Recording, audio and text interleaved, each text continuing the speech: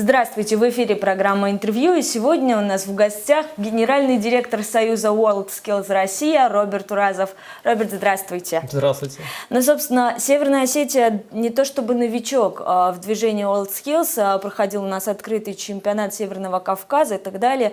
Сейчас полуфинал. Почему именно Северной Осетии было доверено принять такой важный конкурс, и что расскажете о Владикавказе, впечатлениях? Давайте начнем, наверное, с самого конца, с вопроса с города Владикавказ. Мы прилетели только сегодня, но уже ощутили, какой он гостеприимный, какой он теплый, как он вызывает много приятных ощущений, как здесь прям как много улыбок, как много детей, которые сейчас приходят на соревнования, улыбаются, как цветут цветы, кругом зелено и все светит солнце. Просто замечательно. Если говорить по поводу выбора того региона, который возьмет на себя право проведения полуфинала в Северо-Кавказском федеральном округе, то здесь надо сказать, что движение WorldSkills России, оно управляется регионами фактически. И решение о проведении соответствующего полуфинала принималось регионами самостоятельно. То есть те регионы, которые входят в состав Северо-Кавказского федерального округа, фактически приняли решение о том, что это должен быть Владикавказ, а со стороны Союза мы только поддержали это решение. Но и объективно можно сказать, что в настоящий момент для Северной Осетии, несмотря на то, что это пилотный чемпионат с полуфинала, но на самом деле уже есть опыт проведения регионального, как вы правильно сказали, есть люди, есть эксперты, которые знают, как это делать, и есть желание и умение в соответствующих колледжей и предприятий поддержать данный полуфинал. Ну, вы наверняка видели результаты, знаете о том, что проходили предыдущие годы здесь, чемпионаты. Что расскажете, наверное, о Северной Осетии в рамках движения WorldSkills Россия, что выделите? Ну, во-первых, надо сказать, что в составе компетенций в России, наверное, есть единственная компетенция, единственная профессия, по которой соревнуются с географическим названием, это выпечка осетинских пирогов. В других регионах такого нет. Ну, наверное, этим много сказано. Есть самобытные истории, которые вы хорошо умеете продвигать, и они принимаются на уровне Российской Федерации. Если говорить про состав компетенций, то, наверное, состав тех профессий, по которым проводят соревнования, то это скорее отражает текущую реальность экономики региона, то есть преобладают те компетенции, которые связаны с сферой услуг, сферой туризма, курортным делом, и есть компетенции строительные. Ну, что отрадно видеть, и, наверное, приятно говорить это в стенах данного IT-парка, о том, что и появляются профессии, связанные с информационно-коммуникационными технологиями. Ну, всего здесь представлено 20 разных направлений. Собственно, сейчас, если брать экономику России и нынешние реалии, что сейчас более востребовано? Строители, айтишники, кто сейчас нужнее? Вы знаете, это такой, на самом деле, очень сложный вопрос вы задаете. Крайне тяжело сказать для такой огромной страны, которая все регионы не похожи друг на друга, выбрать, скажем, какой-то набор 10-20 профессий, которые, можно было сказать, являются ключевыми. На самом деле, как нам подсказывает опыт, неспроста в мире соревнуются чуть больше, чем по 50 профессиям. Это связано с тем, что данные профессии, они фактически сквозные для большинства экономик мира. И вот если мы говорим по блокам, то здесь представлены в WorldSkills 6 блоков профессий.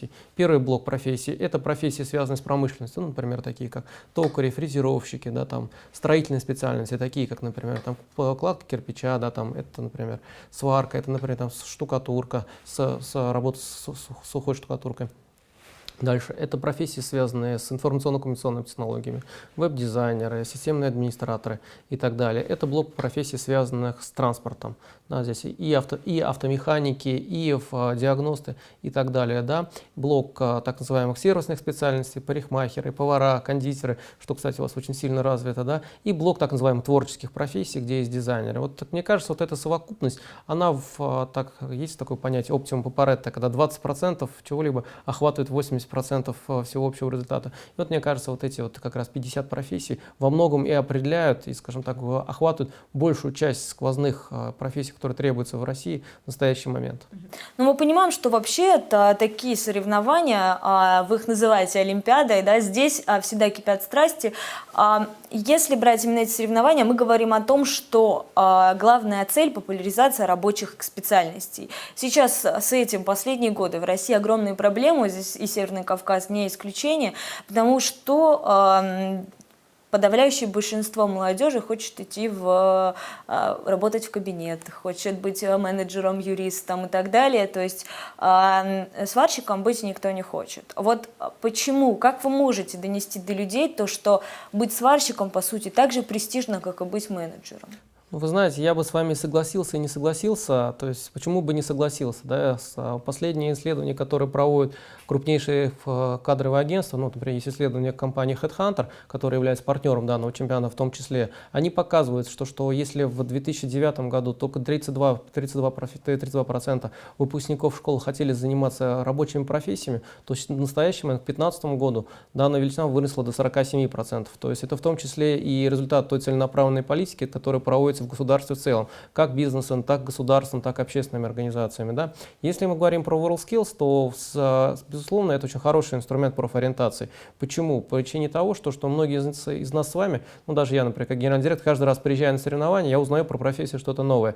И когда мы показываем нашим детям, когда мы показываем нашей молодежи, что можно сделать в рамках той или иной профессии, чего можно добиться, что может получиться, безусловно, это совсем другой эффект, нежели мы будем рассказывать это в фильмах и показывать на картинках. Когда вы вживую увидите работу, например, фрезеровщика или, например, вживую увидите работу кондитера, это завораживает.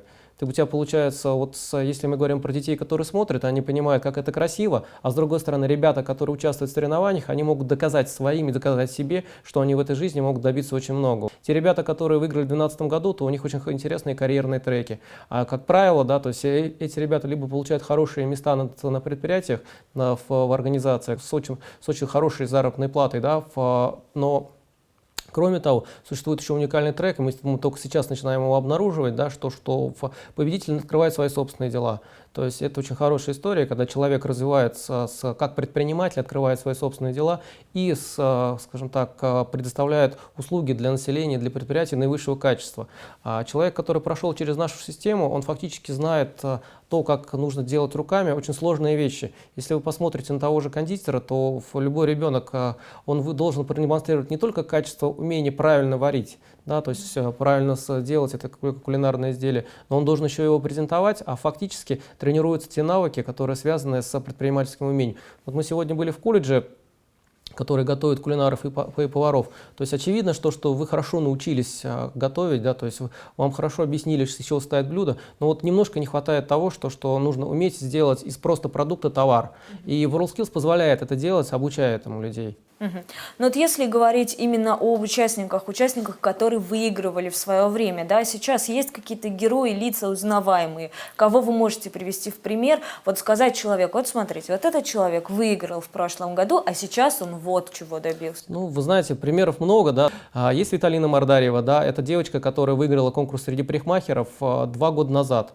То есть это был вообще это был в городе Тале 3 года назад, да, это был первый чемпионат, у них сейчас своя собственная парикмахерская. Есть Виктор Ласкин, например, да, он абсолютно аналогичная история, он выиграл чемпионат по сварочному делу, теперь он тоже, во-первых, является мастером производственного обучения в колледже, во-вторых, является национальным экспертом и представляет Россию уже в движении WorldSkills International. Таких примеров, я думаю, будет нарастать. Посмотрите в соцсети, сейчас это достаточно открыто. Ну, если сейчас говорить именно об участниках, ребятах, которые заканчивают техникумы, которые учатся стать плотниками, поварами и так далее, им, наверное, надо объяснить, что выучиться это еще далеко не все. Нужно не останавливаться, идти дальше, развиваться в своем деле. Потому что в любом случае, в любом деле профессионал может быть профессионалом год, а потом что-то поменяется, а вот не успел за временем, не идет в ногу со временем. Вы знаете, да, вы правы, что знание очень быстро устаревает. На самом деле состав профессии, да, вот если мы говорим, например, про того же самого плотника,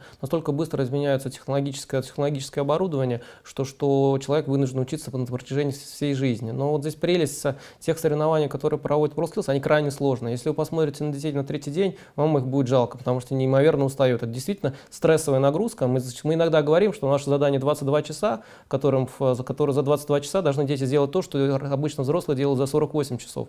Поэтому здесь заложены те компетенции, которые по жизни не всегда сразу востребованы, а они начинают быть востребованы в течение последующих периодов, через 3-4 года, по причине того, что само движение оно находится на переднем крае технологического развития. То есть используются самые современные, самые производительные технологии. И в рамках чемпионатов люди не только соревнуются, не только доказывают, кто лучший, но и получают абсолютно новые знания, которых у них не было раньше. То есть такой появляется феномен чемпионатного образования, когда достаточно быстро, за 4 дня, человек резко повышает свой уровень компетенции.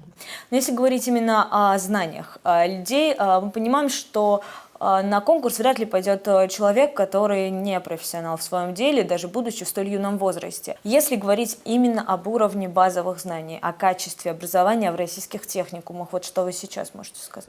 Ну, давайте, во-первых, мы, наверное, ретроспективно немножко на эту историю посмотрим. Да, традиционно среднее профессиональное образование и начальное профессиональное образование, к нему было, ну, так скажем, мягко говоря, не было к нему внимания почти в течение 20 лет. То есть, если вы посмотрите в настоящий момент, то к среднему профессиональному образованию маятник качнулся в другую сторону. Огромное количество документов, которые направлены именно на развитие этого сегмента, и это неспроста. То есть, все понимают, что в тот момент, когда мы говорим об экономическом росте, вопросы налогообложения, вопросы таможни, вопросы административных барьеров, они очень важны, безусловно, да, но предприниматели в той или иной степени научились обходить эти барьеры. Но вот вопрос кадров, к сожалению, решить не смог никто. И поэтому государство вынуждено этим заниматься, понимая, что через 2-3 года, если мы не начнем заниматься этим сейчас, мы не сможем поддержать тот экономический рост, который в настоящий момент начинает, скажем так, разворачиваться.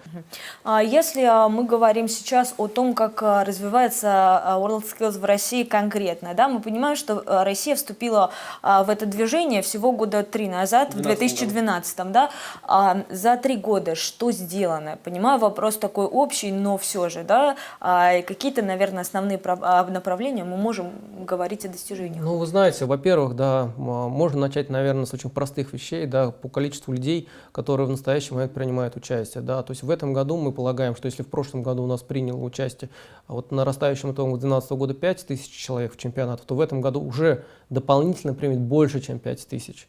То есть это достаточно большой сегмент, если учитывать того, что то количество людей, которые обычно участвуют в подобных, скажем так, конкурсах профмастерства, от которых мы значительно отличаемся. Второе, да, мы провели в этом году, проведем, потому что сейчас чемпионаты почти каждую неделю те или иные проходят, мы проведем 39 региональных чемпионатов. То есть мы охватываем только региональными чемпионатами почти 40 регионов. В каждом федеральном округе пройдет финал, полуфинал соответствующего округа. То есть таким образом будет обеспечена доступность всех регионов Российской Федерации. И будет проведено 2 финала. Да, вот во всех мирах обычно, во всех странах обычно 1 финал, а у нас 2. Почему 2? То есть первый мы проведем в Казани, который будет для детей, юношей и девушек до 22 лет. И вот ребята, которые в течение 3 дней здесь в этом комплексе победят, они как раз будут кандидатами к тому, чтобы поехать в национальный финал в Казани. И второй финал, который мы будем проводить, это среди промышленных компаний в Екатеринбурге с 30 по 3 ноября. Ну и, безусловно, важнейшей, наверное, точкой, да, такой самой яркой, это является подача Российской Федерации заявку на право проведения в 2019 году мирового чемпионата. В качестве города-кандидата был представлен город Казань.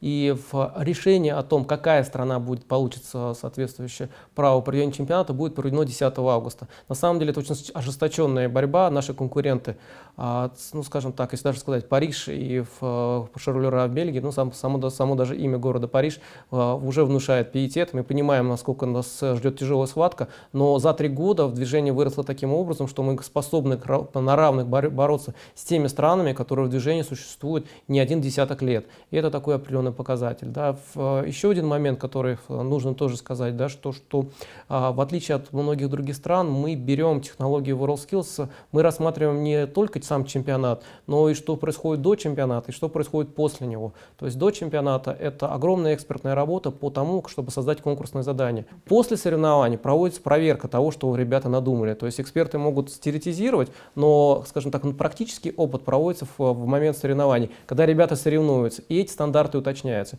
И Российская Федерация, это обозначено в послании президента в Федеральному собранию, предусмотрено, что оценка качества подготовки кадров в России будет строиться в том числе на основании участия в чемпионатах WorldSkills. И это очень важный момент, что история становится системной. Но здесь, если говорить именно о российском чемпионате, да, сейчас в этом году впервые проводятся полуфиналы, понимаем, что для того, чтобы это было сделано для того, чтобы стало для регионов ближе, да, именно это движение. Если сравнивать, да, где популярнее рабочие профессии, в столице, в больших крупных городах или наоборот, в тех городах, что поменьше? Вы знаете, если честно, давайте сначала на первую вашу ремарку отвечу, да, почему такое решение было принято.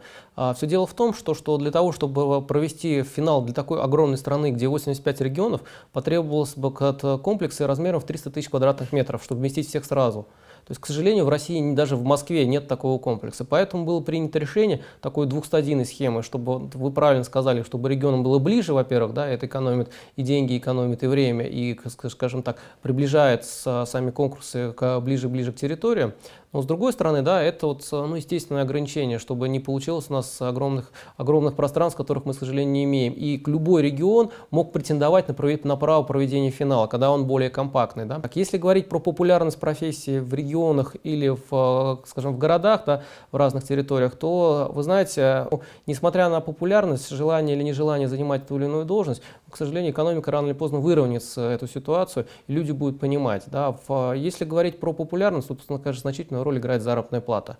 То есть понятно, что если условия труда являются сопоставимыми и с заработной платой сопоставимы, люди выбирают рабочую профессию. Это особенно очевидно в тот момент, когда на предприятиях начинается высвобождение кадров в силу, например, сокращения спроса на продукцию. И вот если вы обратите внимание, кого сокращают в первую очередь, сокращают неквалифицированную рабочую силу, а квалифицированная она всегда остается. Другой момент, да, это еще к вопросу тоже профориентации, что если вы посмотрите, сколько вакансий, например, бухгалтеров и сколько резюме, это обычно 1 к 10, на одну вакансию 10 бухгалтеров можно подобрать, а по сварщикам абсолютно иная ситуация. Как в среднем, да, это 4 к 1, когда есть 4 вакансии и всего лишь одно резюме.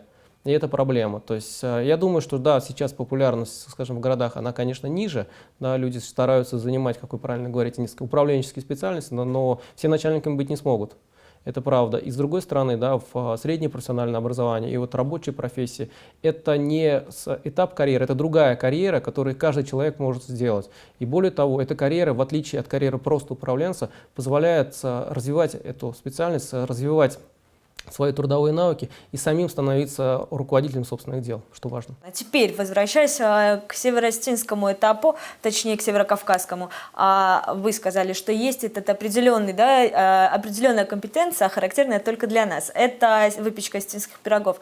Меня интересует, насколько это направление может быть популярно на уровне федеральном, потому что, да, мы знаем, на Северном Кавказе пекут пироги все. Но вот в стране в целом. Вы знаете, северо-осетинские пироги встречаются везде. Вот если вы посмотрите, например, у нас был совсем недавно чемпионат в Якутии, это был Дальневосточный федеральный округ, мы ходили по городу, и там тоже была вывеска «Осетинские пироги». Поэтому говорить о том, что это не представлено, это представлено на самом деле. Да? И выбор самой компетенции, это не является компетенцией чисто региональной, это компетенция, за которую проголосовали другие регионы. Это наша национальная компетенция.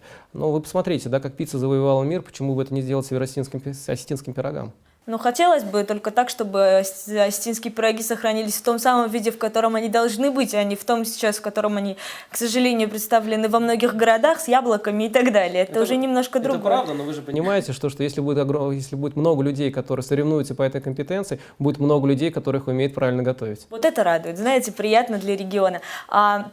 Если говорить об отборочном этапе, сборная России будет сформирована по итогам всероссийского чемпионата, это на мировой, но сборные регионов, они будут сражаться за право быть в этой сборной России. Насколько Северокавказский округ может быть в этой сборной? Насколько велики шансы победить и достойно, наверное, представить страну?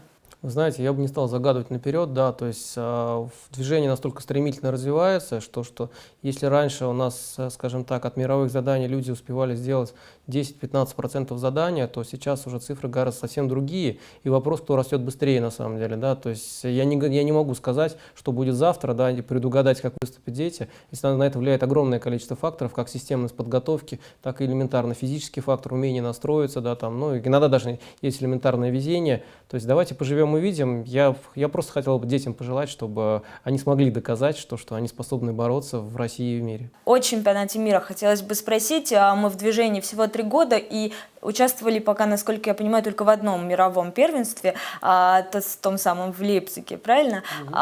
Вот. Тогда результат был далеко не самый лучший, разделили последнее место. Вот сейчас, если, наверняка есть какие-то исследования, наверняка смотрите, как другие работают, можем претендовать на попадание хотя бы, например, в 20 лучших?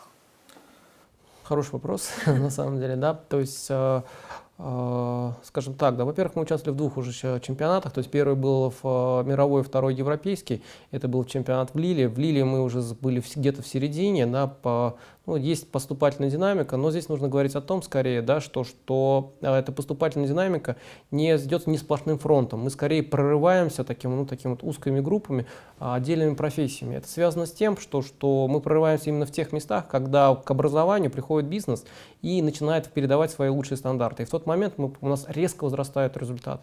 То есть, например, вот те же самые мехатроники, которые традиционно поддерживаются компанией Festo, производителем оборудования мехатронных систем. Вот после того, как дети начали активно заниматься в соответствующих академиях, в учебные планы были включено то оборудование, включены учебные программы, наши результаты начали постепенно расти. И мы сейчас полагаем, что ну, по крайней мере, мы должны быть в десятке по мехатронике, да, то есть если мы говорим, например, про токарные станки, наш партнер DMG Moriseiki, это компания, которая производит эти станки, это один из мировых лидеров по производству. Сейчас здесь усиленно тренируются по тем программам, которые предусмотрены в DMG. Поэтому я полагаю, что у нас будут такие локальные успехи, то есть мы вырвемся вперед по тем отраслям, где у нас есть поддержка бизнеса, но в целом надо понимать, что эти конкурсы в том числе являются зеркалом нашей экономики, зеркалом нашей системы подготовки. И говорить о том, что мы сможем добиться каких-то локальных успехов, наверное, не стоит. Очевидно, у нас будут дополнительные успехи, очевидно, мы что в чем-то еще дополнительно прорвемся, но ожидать очень сильных результатов я бы не стал. Вопрос в заключении. Возвращаемся к чемпионату Северокавказского округа. Проходит он несколько дней. Что мы можем ждать как зрители от этого чемпионата и что вы, как руководитель организации, ждете от этих нескольких дней? Вы знаете, во-первых, я хотел бы, чтобы как можно больше детей посетило эти мероприятия вместе с родителями. Я понимаю, что это рабочие дни, но тем не менее выбрать 2-3 часа – это, во-первых, незабываемое зрелище. Можно вживую увидеть такие творения, которые вы не всегда видите. Даже когда вы их видите в виде готового результата, вы не представляете, как это делается. Иногда это кажется даже волшебством. С другой стороны, что важно, да, важно, чтобы люди увидели, что рабочие специальности, те специальности, которые являются рабочими, но высокотехнологичными, дают шанс в жизни. То есть многие вещи, которые будут сделаны, это, по сути дела, уже готовый товар, который можно продавать и на котором люди могут зарабатывать. И, соответственно, могут получить свой шанс в жизни. Да. Третье, что вот как руководитель я жду того, что будет постэффекты так называемые. То есть будет сформировано экспертное сообщество, которое будет развивать профессиональное образование, систему подготовки здесь. И это не только работники образования, что вот важно, я смотрел, здесь огромное количество партнеров вас поддерживает, в том числе региональных и, скажем так, судя по всему, окружных компаний. Очень важно, что бизнес узнает о том, как это делается, бизнес понимает, что существуют современные и эффективные технологии подготовки, и он будет вовлечен в процесс подготовки кадров для самих же себя. Ну и последнее, что мы всегда в каждом чемпионате ждем какого-то чуда, когда появится неожиданная звездочка, которая из темных лошадок превратится в сильную и крепкую белую лошадь с огромной гривой, которая всех сметет на пути к победе. Ну и мы в это верим, и знаете, хочется болеть за своих, все-таки это приятно всегда. И касаемо, наверное, эффекта, который должен дать, да, хочется верить, что это будет как после Олимпиады, когда в секциях, например, да, такого зимнего спорта мест не оставалось. Сейчас хочется верить, что вот в колледжах мест не будет, и в техникумах тоже. Вы знаете, что удивительно, в ваших колледжах уже достаточно мало места, и скорее будет речь о том, что вы будете думать, как расширяться. Но здесь что важно, да, вот сейчас у вас завтра еще здесь будет в этом же здании проходить соревнования, например, среди мобильной робототехники, да, это очевидно те вещи, которые увлекают детей, и когда у нас создастся такой пласт детей, увлеченных именно техническим творчеством, мы получаем возможность для того, чтобы наша промышленность, наша наука развивалась гораздо быстрее, чем мировая. Вот в это хочется верить. Вам спасибо, Спасибо. вам удачи, наверное, в других регионах тоже. Скоро чемпионат России. Хочется верить, что сборная будет абсолютно боеспособная и покажет, наверное, хорошие результаты в Сан-Паулу, в Бразилии на мировом чемпионате. Спасибо. Приглашаем вас в Казань с 19 по 23 мая посмотреть мировой. Уже оговорился. Дай бог, надеюсь, что в 2019 году это будет мировой, а пока только в национальный чемпионат Российской Федерации. Спасибо вам еще раз, что ответили на наши вопросы. И нашим зрителям я напоминаю, что сегодня у нас в гостях был генеральный директор Союза WorldSkills Россия Роберт Туразов. С вами мы увидимся ровно через неделю, в следующий понедельник. Меня зовут Яна Гайгиева. Всего доброго и до встречи.